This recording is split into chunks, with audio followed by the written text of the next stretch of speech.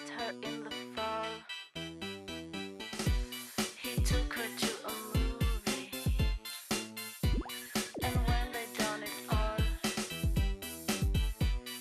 Hello and welcome to the Fabulous Picture Show. I'm Amanda Palmer. This week at the Everyman Cinema Club, we're joined by Swedish director Anders Nilsson, whose film When Darkness Falls is a shocking drama. It's about honour and what some people will do to protect it. Also coming up, the Cannes Film Festival. We bring you the best films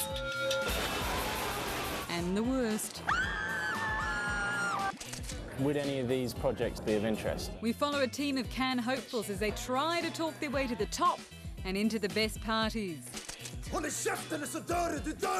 And Anders Nilsson explains what makes When Darkness Falls so disturbing. It's when the people who are supposed to protect you turn against you. But first, we head to the world's biggest film festival, Cannes, to meet American director Martin Scorsese. When Quentin Tarantino joins the audience of a film masterclass, you know you're about to hear from a genuine master who hardly needs an introduction. May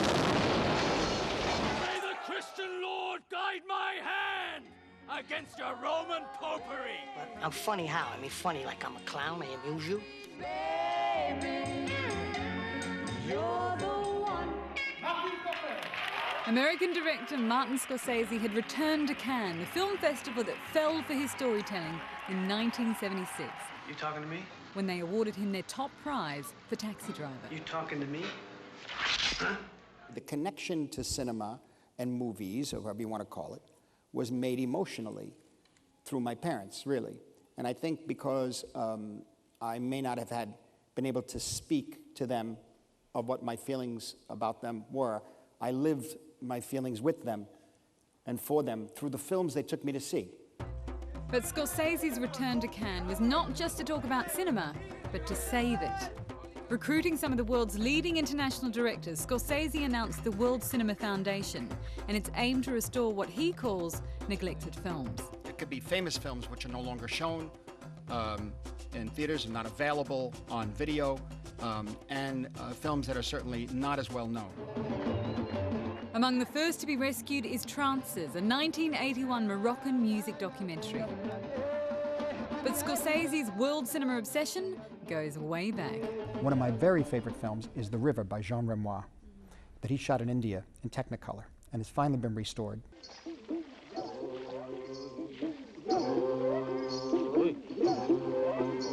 Sajid Ray, in fact, was his assistant. Ray actually became a filmmaker based on that. Yet it was still a film about India, but seen through European eyes. So when I saw Ray's Pate Panchali on television, dubbed in English, it's not the best way to see it, with commercials, suddenly I saw people who were usually in the backgrounds of the movies I saw. These are the main characters.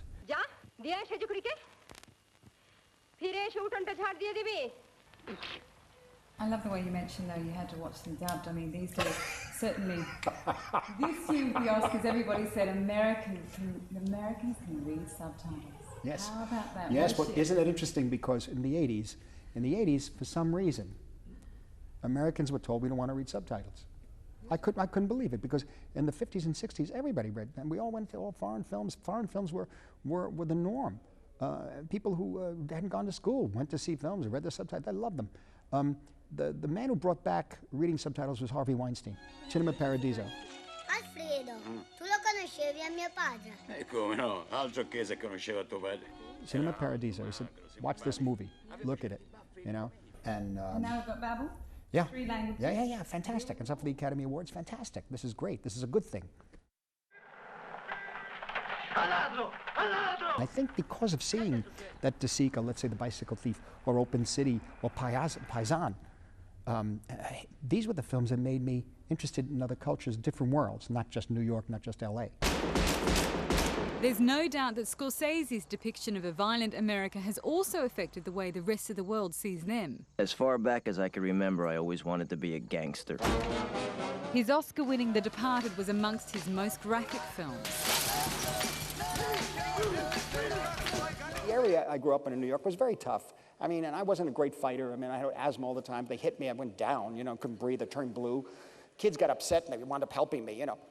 So the thing was that you learn, the violence was very serious. The culture I came from was very serious. Through his films, Scorsese's also studied and explored other cultures. Yes, those are yours. One of his next films, Silence, is set in Japan. It's just one of the many in the pipeline for the 64-year-old who says he can't travel as much as he'd like. My middle age now, as they say, one counts the minutes and the time to spend with family. I have 2 older daughters. One is 40, the other's 30. But to have a 7-year-old, you have to stay around. And when I was in my 50s is one thing. When you get into the 60s, the energy level. I don't know if you've been around kids lately. But the Italian-American Catholic says even after almost 50 years, he's still obsessively committed to filmmaking and now the World Cinema Foundation. People need to understand. People need to be included. There's too little compassion in the world, obviously. It's a banal thing to say, but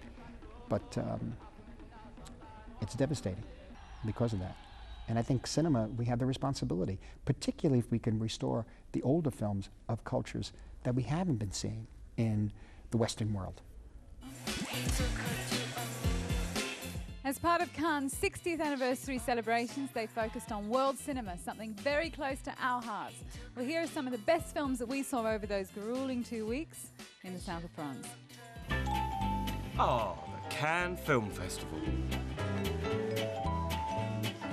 where the highest cinematic art He was so crazy about me. nuzzles up against Hollywood's most plastic product. Former winner and jury president Quentin Tarantino explains why Cannes matters. It's been Mount Olympus, and it's where the gods go. It's where the great filmmakers go. It's where the greatest films ever made had their first screenings. Top god on Olympus this 60th anniversary year is Christian Mungiu, director of the Palme d'Or winning 4 months, 3 weeks and 2 days.